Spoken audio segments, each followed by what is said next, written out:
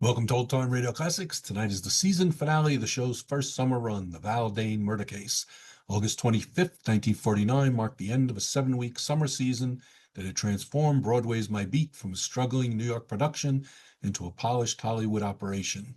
The show would return in November with a full season order, but this episode closed down an experimental run that proved the concept worked. By this point, Larry Thor had fully inhabited Detective Danny Clover.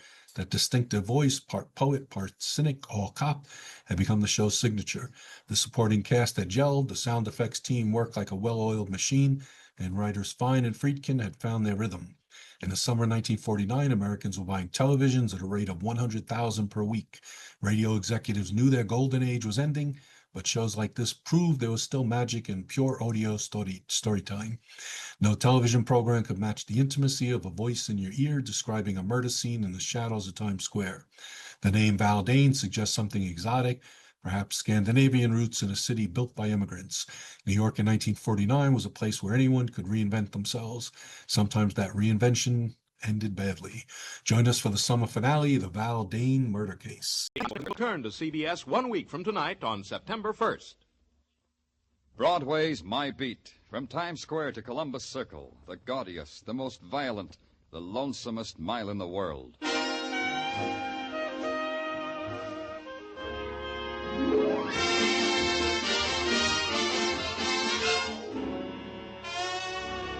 Broadway's My Beat, with Larry Thor as Detective Danny Clover.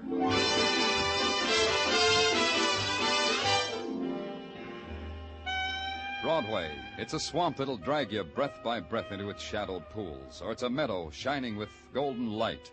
It's a place and a time and a loneliness that reaches out for you, then beckons you into an airless room and locks the door. You get out or you don't. Either way, it's Broadway, My Beat.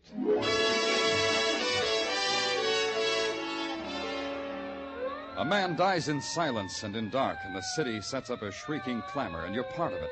You ride a scream through the crowded, heat-heavy streets, and then you hit a dead end.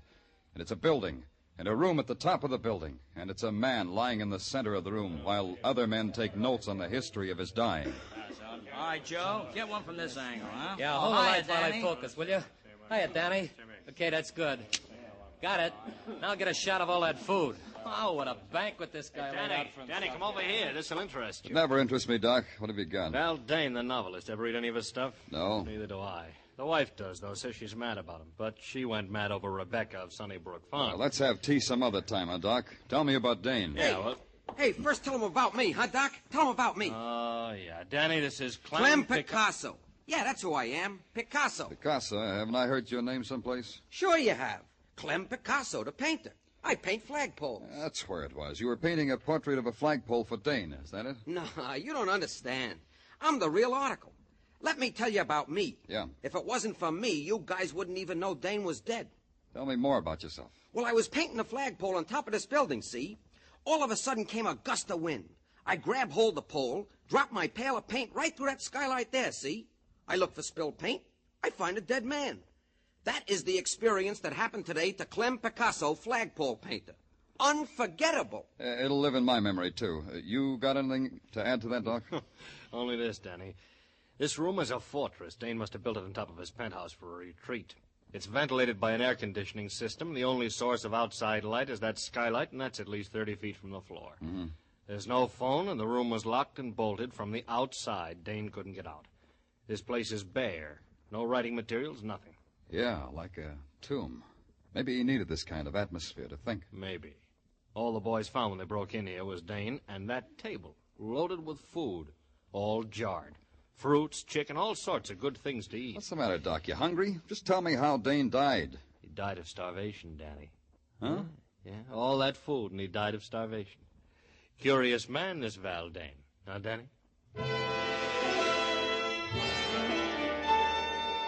I could have dropped it right there. Val Dane, I told myself, had committed suicide by starving himself to death, thereby obtaining new material for his next novel. That's what I told myself. That's how much sense it made. And that's why I couldn't drop it. In New York, hardly anybody dies in a vacuum. A man as famous as Val Dane never does. There has to be a close friend or relative to break the news to, and in a case like this, to question.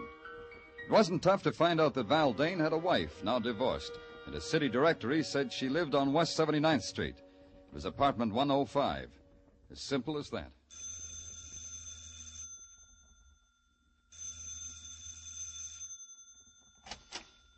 Yes, what is it? You're Mrs. Dane? Well, only approximately. Mr. Dane and I are divorced. I've kept his name for my son's sake. You're... Danny Clover. I'm from the police. Oh, how interesting. We've never had a caller here from the police. Won't you come in? Thank you. I do hope you'll stay until Jimmy comes home. Jimmy is my son, Mr. Clover. I'm sure he'd love to hear the experiences you'd have to tell him. In here, the living room. That's quite a collection of glass toys there on the floor. Clowns, building sets, animals, and all in glass. Jimmy must be an unusual boy. Oh, yes, he is. That's all I have left in life, Mr. Clover. To make him happy. There's something I have to tell you that might make you quite sad. About Jimmy? No, it's about your former husband, Val Dane. He's dead. Oh, I'm so happy. Well, I mean, I'm relieved. I was afraid with Jimmy being on the streets... Then it doesn't affect you, Mr. Dane's death? I think I should be more sad if I read in the papers that a man I never met had died at the age of 93. I see. No, you don't, really. How could I feel sorrow for Val Dane? He was a miserable 10 years thrust into my life. Why do you say that? Because he was a talented egoist. He cared nothing for Jimmy. Cared even less for me. We lived for him. He lived for Val Dane. When did you see him last? 2 years ago. In that horrible cabin in the Adirondacks. He forced us to go there so he could write. And one more thing, Mr. Clover. Yes? When you write your report about me, put this down. Put down Joanne Dane, Val Dane's ex-wife. She's glad he's dead.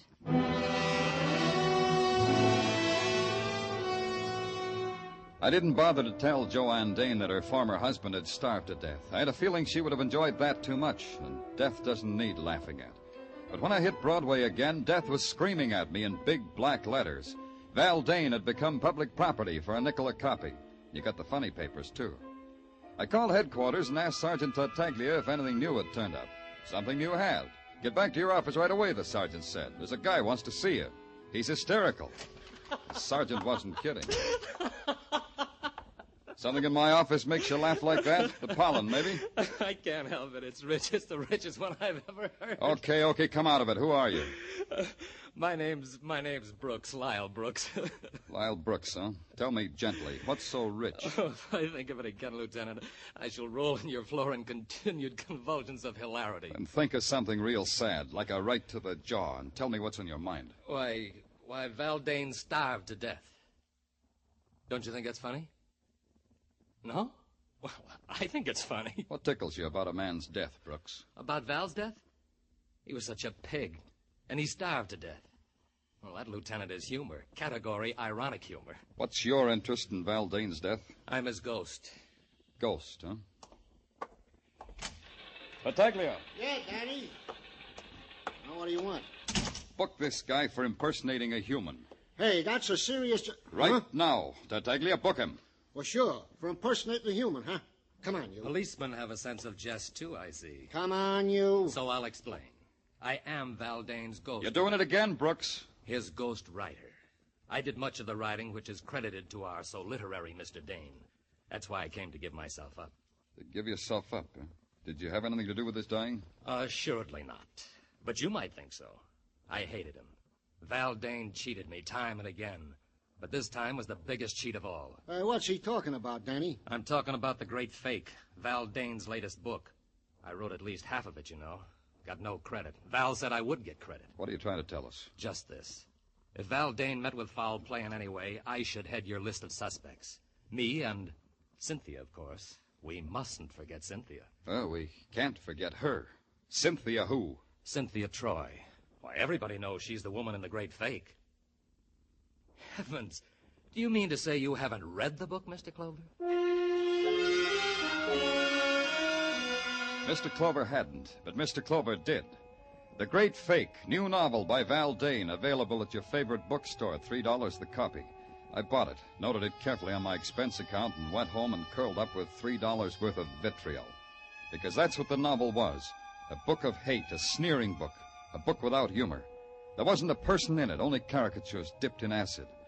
And the leading woman of the novel had been dipped deepest of all. It tweaked me. The next morning, I just had to see her. I'd been expecting a call from the police, Mr. Clover. Drink? No, thanks, Miss Troy. Then you won't mind if I do. No. I realize it's before noon, but then I haven't had my breakfast yet. You sure you won't have a drink? Yeah, I'm sure. Just why had you been expecting a call from the police, Miss Troy? Because I have no doubt about your intelligence. One thing you must know in my business is never to underestimate anybody. You mind if I ask what your business is? The same as in Val's novel. I give parties, Mr. Clover. I arrange that the unfortunate rich be impressed by their leisure and their wealth, by opulent and clever parties, Mr. Clover, for an opulent price, Mr. Clover. Now the question, Miss Troy. Why were you expected, Mr. Clover? The answer is a question. How do you get a man to starve to death? I've been asking myself that. You think somebody got Val Dane to starve? Undoubtedly. Val Dane was a man whose only love was Val Dane. He was too jealous of his love to kill himself. He would never commit suicide. Then you think he was murdered? I believe I implied that, don't you? Did you kill him? The idea titillates me. Yes, it's a rare thought. Ask me that again, Mr. Clover. Look, Miss Troy, the social graces aren't one of my, social graces. In your circle, how do you tell a lady to quit stalling? By telling her. Then let's quit stalling, huh? Very well. You've read Val's novel, yes? It made a fool of me, didn't it? Is that why you killed him? Locked him in that room and starved him to death? I should like to have done that, Mr. Clover. The idea... Yeah, I know. It titillates you. You've started a train of thought, Mr. Clover. I should like to have locked him in that room and spent days of ecstatic joy watching Val Dane starve. I went back to the clean, almost domestic air of the police laboratory and waited while the lab boys checked and rechecked the coroner's report. No matter how you shook it, it came out that Val Dane had died of starvation. Then it caught up with me what Cynthia Troy had said. It would have given her days of ecstatic joy to watch Dane starve. There was only one place anyone could have done that. That was from the roof and through the skylight of Dane's death room. I took a uniformed officer with me because maybe that kind of ecstasy leaves a clue. Danny, I've been over every inch of this roof. There ain't a particle of it that ain't intimate and familiar to me. I'm also sick of the sight of it under my nose. Okay, officer. You can get up off your hands and knees now. Thanks, Danny. You know, Danny, maybe it'd help if you told me what it is we're looking for. I don't know. Threaded cloth, a cigarette butt, the smell of hate. The smell... Huh? Hey, Danny, you dizzy from the altitude or something? No. You can go now, officer. I won't need you anymore. Okay. Hey, you know, it's kind of pretty up here. Huh. All the lights of the city. Gee, that reminds me. I think I'll take my wife to the top of the Empire State Building. It'll be like a second honeymoon. Well, so long, Danny. Don't stay too long in the night air. Yeah. There has to be something.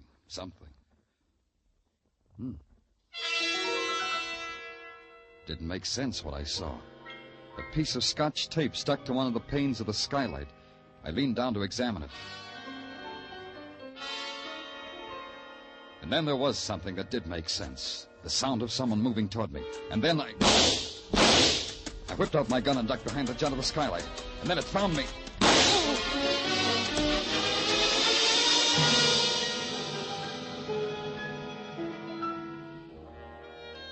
When I woke, a sickly dawn spread itself over the roof and over me. I took inventory and found I was missing 2 items. A valuable hunk of skin from my right temple and a piece of Scotch tape. Just that. Scotch tape.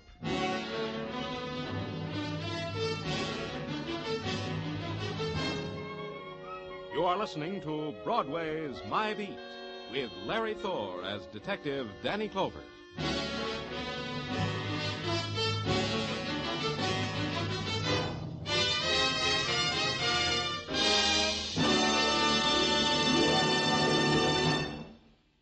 A thrill a minute. High-tension suspense from the word go. Dramatic excitement that builds and builds until it explodes in a smashing climax. That's Inner Sanctum, the great mystery show that's another of CBS' top-notch Monday night programs. You'll find Inner Sanctum one of the most entertaining spots on your Monday night listening schedule. And remember, Lux Radio Theater returns next Monday, August 29th, for its 15th year of great dramatic presentations. Inner Sanctum, Lux Radio Theater, every Monday night over most of these same CBS stations. Now back to Broadway's My Beat.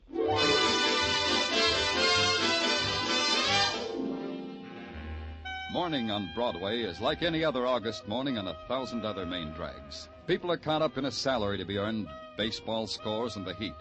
You keep moving and do the best you can. The best I could do was to try to push my way through a brick wall. Progress was practically at a standstill. But by now, one thing was obvious. I had a murder on my hands. Val Dane had been found starved to death in a locked room with a banquet spread before him. That in itself was something to nick the curiosity. But when I got too curious, somebody had taken a shot at me. Draw a line and add that up, and you get a 6-letter word meaning foul play. At headquarters, after I had my head bandaged, Sergeant Tartaglia was terse and intelligent about the whole thing. I can't figure it, Danny. Now, don't try, Tartaglia. If you could figure it, you'd become invaluable to the department. You'd never get your pension. Did you get what I told you to? Yeah, one piece of frosted glass, just like you said. Thanks. Where'd you get it? Now, Danny, where would you get a piece of frosted glass at police headquarters? Out of the men's powder room. You better hurry up with it. Yeah. Now, we'll tear off a piece of Scotch tape.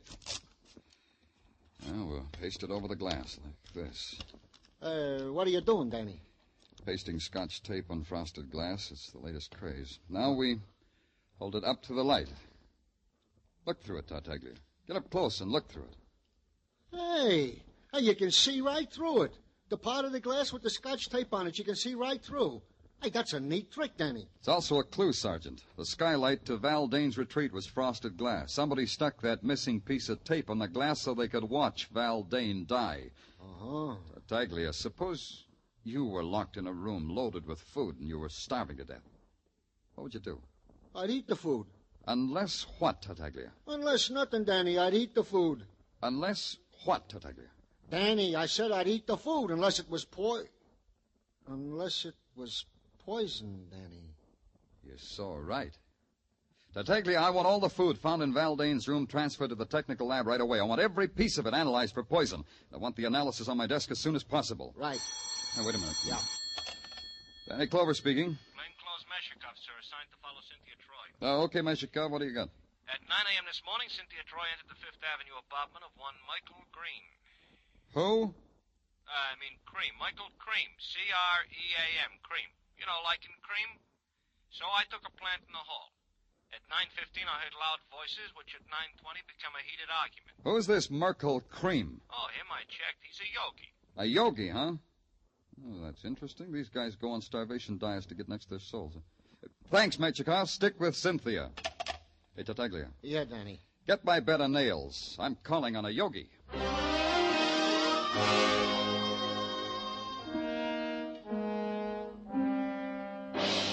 The yogi with a homogenized name, Merkel Cream, lived in a rich, creamy Fifth Avenue mansion with a high money-fat content. The outside stairs were covered with a thick layer of perfumed oriental carpet.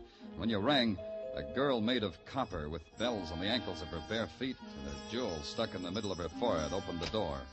With a scented arm, motioned you into the presence. The presence was a muscular man with the body of a professional football player, wearing a plumed turban and an imported English tweed loincloth. He sat in the middle of the floor, bathed in the celestial glow of a baby pink spotlight. And then the presence spake. You have come. Yeah, Mr. Cream, Speak not when I speak. You have come. You said that. You have come to attune yourself to the eternal harmony that lies 6 fathoms deep in the cosmic sea. You will go into the cleansing room. Huh? You will go into the cleansing room and there cleanse yourself and attire yourself in a loincloth. You will find a suitable array hanging from pegs. The panther skin for you, I think. Look, Mr. Have Cream... no fear. They are sterilized after each use. Now go, tortured one, go. Look, Cream, I'm not here to cross your palm with How silver. dare you speak to Merkel Cream thus? How dare you, savage? That's me. Look into your crystal ball and tell me why you should scream at a tortured one named Cynthia Troy and vice versa. How did you know? Don't answer. I will answer for you.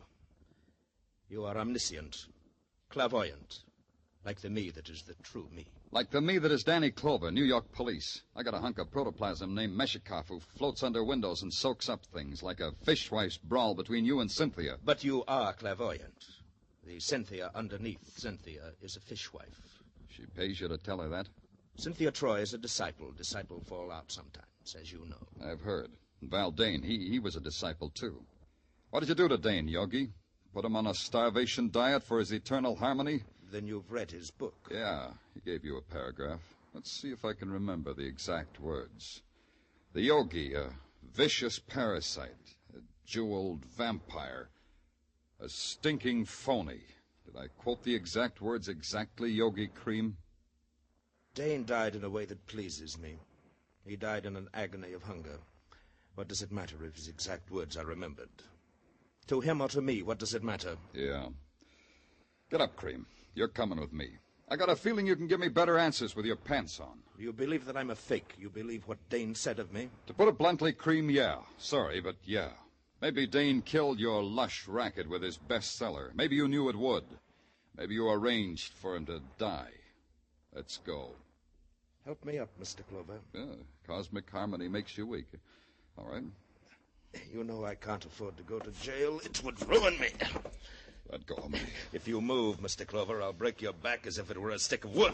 Let go of me. A little trick I learned from a man on Amsterdam Avenue. 10 judo lessons for $20. Worth it, don't you think? Don't you think?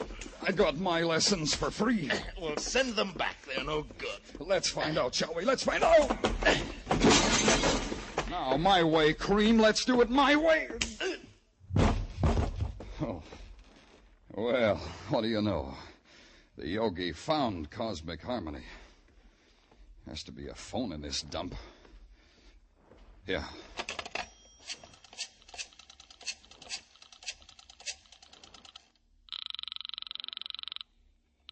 Headquarters, Tartaglia speaking. Tartaglia, this is Danny. Send a stretcher to pick up Yogi. Mr. Merkel Cream? Yeah, he spilled out of his bottle. One stretcher coming up. Hey, Danny, we got a report on that food. Yeah? Give it to me. I was about to, Danny. You know, it is very interesting. Tartaglia, if you don't talk fast, order a stretcher for yourself, too. What about that food? Well, that's what I'm telling you, so interesting. It was not poison, Danny.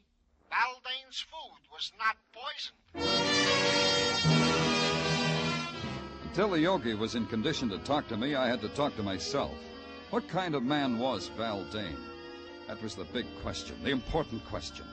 Locked in a room long enough to starve to death, and he refused to touch the food, the unpoisoned food at his fingertips. Why? What was the mentality of the man? Once, long ago, he had been human enough to marry, to have a family.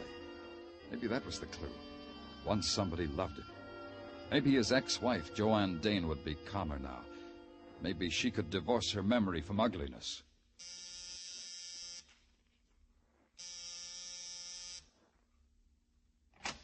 Yes?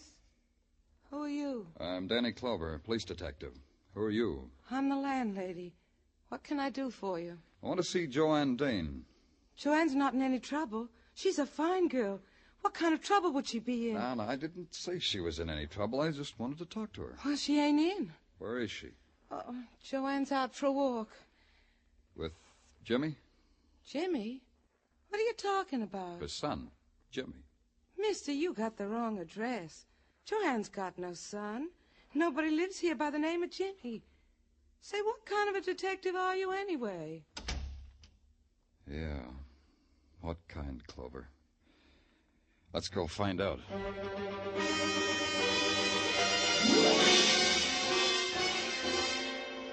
Oh, here are the vital statistics he asked for, Danny. Yeah? Hey, when are you going to take me to see South Pacific, Danny? Oh, any day now, doll. I'm just waiting for that inheritance. Oh, Danny, stop pulling my leg. Here. Know the vital statistics, Danny. Read it to me, doll, because your voice is like honey. Read it to me. Get him. James Dane, age 4, son of Val and Joanne Dane. Died June 22nd, 1947. Cause of death, accidental poisoning. Death spasms took 4 hours. Remoteness of cabin in Adirondacks made it impossible to reach boy in time to help. Signed, Dr. James Robeson. Hey, Danny, where you going? I haven't finished. Danny, come back here. I've got some things to settle.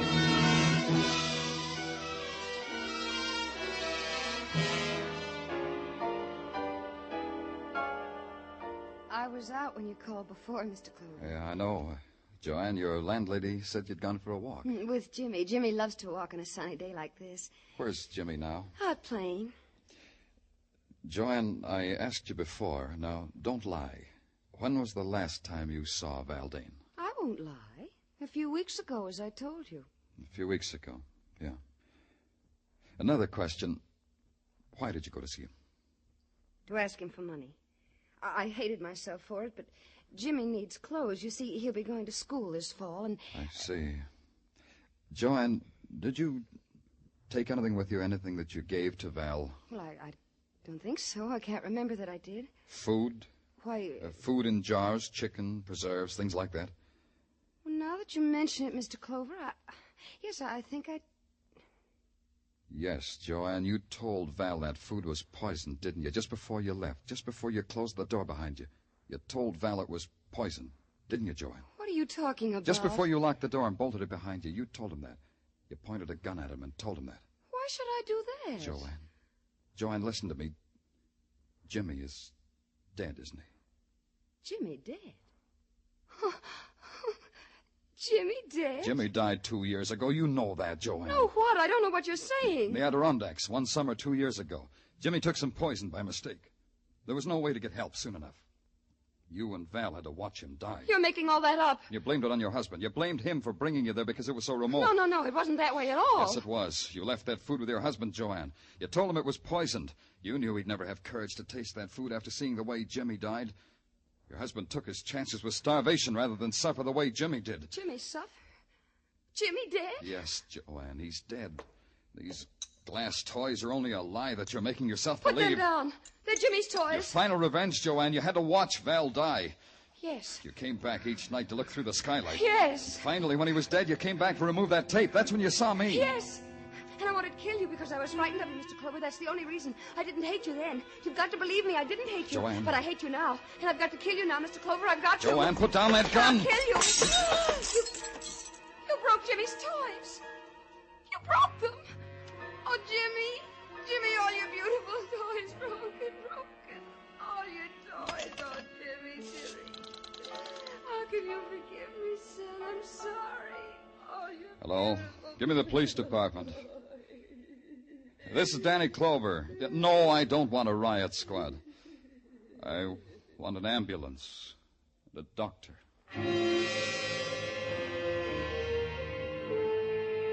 It took 15 minutes for them to come, and in that time I watched the shadows soak up the remnants of her mind. How do you tell a woman her life is done? How do you fill it in reports? How do you make statistics out of it and file it in a ledger? How do you write sorrow as a number? How? Broadway's really living now. It's got a creamy yogi back in circulation. Cynthia is throwing a marvelous party for Patrolman Mishikev.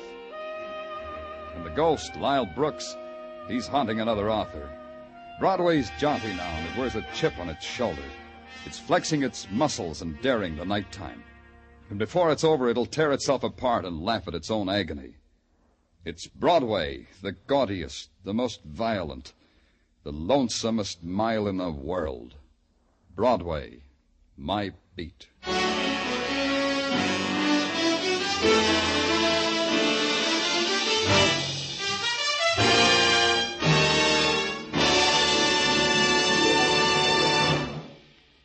Broadway's My Beat, with Larry Thor as Detective Danny Clover, was directed tonight by Cliff Howell, with script by Morton Fine and David Friedkin. Musical direction is by Lud Gluskin.